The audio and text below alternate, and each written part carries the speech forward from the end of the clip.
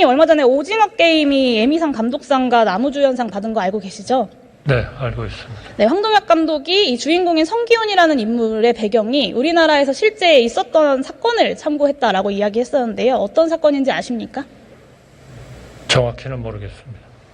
네, 약자들의 고통에 무심하시니 세상에 다 알려진 이야기가 들리지도 않는지는 제가 잘 모르겠습니다만 2009년에 일어났었던 쌍용자동차 사건입니다.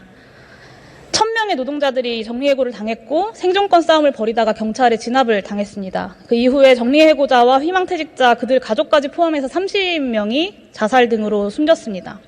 보통 이런 사건에 대해서 사회적 타살이란 말을 쓰지만 저는 사회적 타살이라는 말로도 이 사태의 야만성과 비극성을 다 담아낼 수 없다라고 생각하는데요. 총리님, 정리해고 그리고 국가 공권력의 무자비한 탄압 말고도 30명의 죽음을 불러온 또 다른 이유가 뭔지 혹시 짐작이 가십니까? 아무래도 이제 정리해고가 된 그런 상황에서 뭐 생활이 어렵고 그런 거겠죠. 네, 손배 가압류입니다. 경찰 진압 이후에 사측과 정부가 117억 원의 손해배상 소송을 제기를 했어요. 이 트라우마에 시달리던 해고 노동자들과 그 가족들의 인생을 완전히 막다른 골목으로 몰아넣은 건데요. 그 이후에 일부 해고자들의 복직이 이루어졌고 손해배상액도 감액이 됐지만 13년이 지난 지금도 완전히 해결되지는 않았습니다. 올해 대우조선해양 하청 노동자들의 싸움 알고 계시죠?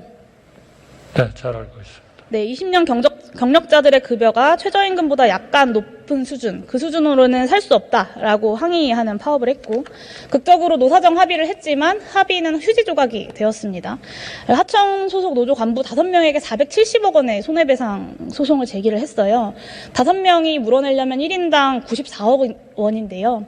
이 하청 노동자들이 월급을 한 푼도 안 쓰고 배상을 하면 300년이 필요한 수준입니다. 총리님, 대우조선해양의 최대 주주이자 주채권자가 누구입니까?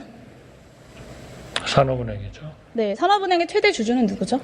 정부죠. 네, 그렇다면 대한민국이 대우조선해양의 최대 주주입니다. 그리고 대우조선해양은 우리 국민들이 최대 주주인 건데요. 이 대우조선해양의 최대 주주이자 주채권자인 국민을 대표해서 총리님께 요청드리겠습니다. 우리 국민에 대해서 청구한 그리고 절대로 갚을 수 없기에 노조 파괴 목적으로 밖에는 볼 수 없는 이 손해배상 청구 취하해야 하지 않겠습니까?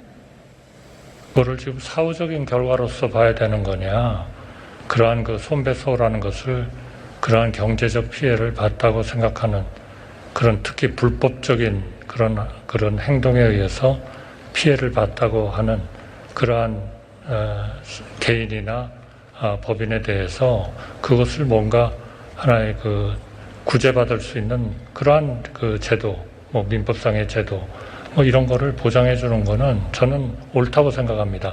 지금 여기서 중요한 거는 노사 간에 협의를 하거나 근로조건을 논의하는 데 있어서 파업을 하지 못한다. 이건 절대로 아니지 않습니까? 파업에 대한 권한은 얼마든지 인정이 되는 것이고 다만 그런 과정에서 불법적으로 하는 행동과 파업은 안 된다. 거기에 대해서는 당연히 하나의 그런 그 구제책이 있어야 된다. 지금 이거거든요. 그런데 마치 많은 분들이 파업을 못하게 하는 것 같은. 김앤장 고문을 오래 하셔서 그런지 그거하고는 상관이 우리나라에서 없습니다. 힘없는 노동자들이 합법적으로 파업하는 게 얼마나 어려운지 잘 모르시는 것 같습니다. 저는 그렇게 생각하지 않습니다. 하청 비정규직 노동자들에게요. 왜 파업을 할 수가 없죠? 것이 헌법에 그건 노조의 권리인데요. 그 이상도 이하도 아니 노조의 아닙니다. 권리인데 왜 못합니까? 해야죠. 네, 손배 취하하라는 요구에 대해서 대우조선해양은 주주들에 대한 배임을 거론하면서 거부하고 있습니다. 여기 한동훈 법무부 장관도 나와 계신데요. 한동훈 법무부 장관이 인혁당 사건 피해자들에게 지급됐던 가다이자를 회수하라는 대법원 결정에도 불구하고 이를 면제하는 결정을 했습니다. 근데 왜 문재인 정부에서는 이걸 못했냐. 대법원 결정을 집행하지 않으면 배임에 해당할 수 있다고 판단했다고 합니다. 근데 저는 이 한동훈 장관의 결정이 배임도 아니고 잘한 일이라고 생각하는데요. 장관님께서는 이 결정 배임이라고 보십니까? 아니라고 보십니까? 그거는 법무부 장관께 한번 여쭤보시죠. 아니요, 총리님의 생각을 여쭙는 겁니다. 어떤 생각이죠? 한동훈 법무부 장관의 결정이 배임이냐 아니냐를 여쭙습니다. 한동훈 장관이 어떤 일을 하셨으면 당연히 그거는 법에 따라서 하셨으리라고 합법적인 일을 했다고 그렇다면 생각합니다. 총리님께서도 그리고 지금 윤석열 정부에서도 쌍용차 쌍용차 노동자들 그리고 대우조선해양의 노동자들에 대해서 법적으로 결정을 하시면 되는 일입니다. 손배소는 불법이 아니죠. 우리나라 최고 사법기구인 대법원 결정에도 반하는 이 한동훈 장관의 결정도 배임이 아닙니다. 아니, 정부 의지가 있으면 아니죠. 취하할 수 있다는 말씀을 드리는 손배소는 겁니다. 불법이 총리님, 아니죠. 그러니까 두 개를 구분하셔야 된다 이겁니다. 두 개가 왜 결정이 됩니까? 정부가 의지가 있으면 취하할 수 있는 문제인데. 어떤 거를 정부가 취하를 하나요? 네. 당사자들이 취하를 하는 거죠. 네, 그러면 아니, 정부가 그런 거를 어떻게 마음대로 하죠? 정부가 쌍차 노동자들 그리고 쌍차 노조에게 했던 손해배상 청구를 취하할 수 있지 않겠습니까? 이 부분은 이미 아니, 정부가 쌍용 노동자한테 했나요? 사안입니다. 정부가 쌍용 노동자한테 그 네, 손배소를 경찰이 했나요? 그렇게 했습니다. 경찰이 손배소를 했습니까? 네. 그럼 경찰이 부상을 당한 모양이죠? 그런 겁니까?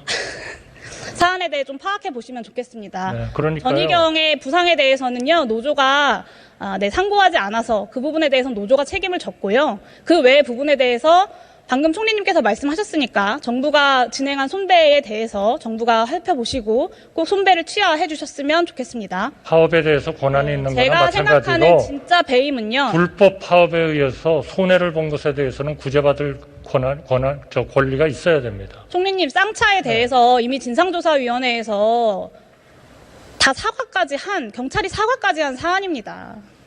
그런데 손배 취하를 못하겠다고 지금 하신다고. 일반적 손배소를 왜 쌍용차에다가 연결을 시키시죠? 네?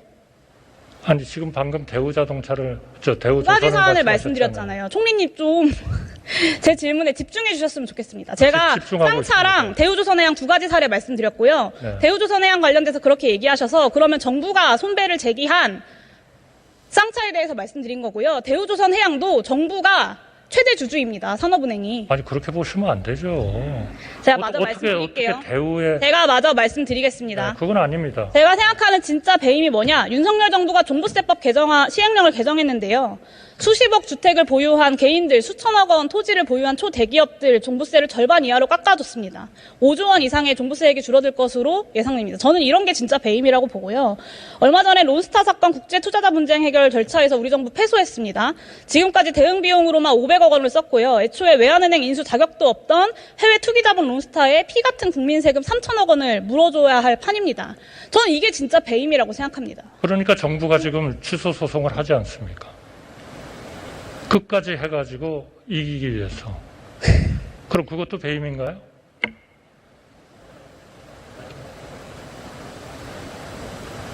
아니, 취소 소송을 하지 않습니까? 총리님 말꼬리 잡지 마시고요. 아니, 말꼬리가 아니고요. 올바른 얘기를 올바른 이야기가 아니라 앞뒤가 다른 얘기를 하고 계십니다. 맞는 노동자들에게 얘기죠. 적용되는 기준과 론스타 사건에 적용되는 기준이 지금 다르시지 않습니까?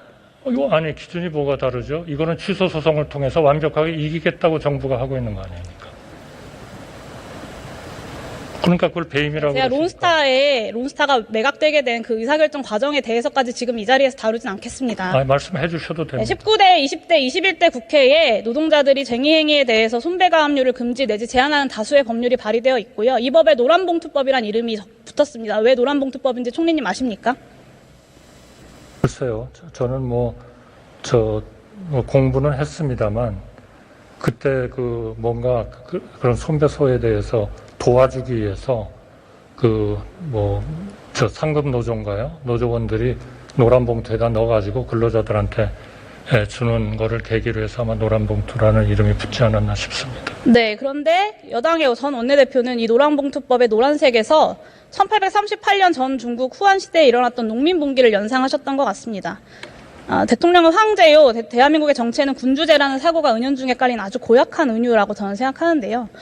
저는 사실 오히려 윤핵관이라는 말을 들으면 중국 후한말의 조정을 농락했던 십상시라는 말이 떠오르긴 합니다만, 네, 국무총리님도 노란봉투법이 황건적 보호법이라고 생각하십니까? 노란봉투법은 그거는 정당한 손배소에 대한 결과에 의해서 부담을 하게 된 분을 그게 동료가 되든 또는 상급자가 되든 돕는 그런 일이기 때문에 그거는 하등의 하자가 없죠. 네, 경제 지표들만 보면 대한민국도 어여쁜 그렇다고 그래서 그런 선진국입니다. 권리를 앞으로 총리님, 제가 말씀드리고 있습니다. 제가 자료를 아무리 찾아봐도요, 노동자가 쟁의를 했다는 이유로 손배 가압류 당해서 본인과 가족들의 인생이 파괴되는 사례를 찾아볼 수가 없습니다. 정부가 이번 정기국회에서 노란봉투법이 통과될 수 있도록 협조해야 된다고 생각하는데 총리님 생각은 어떠십니까? 저는 신중해야 된다고 생각합니다. 네.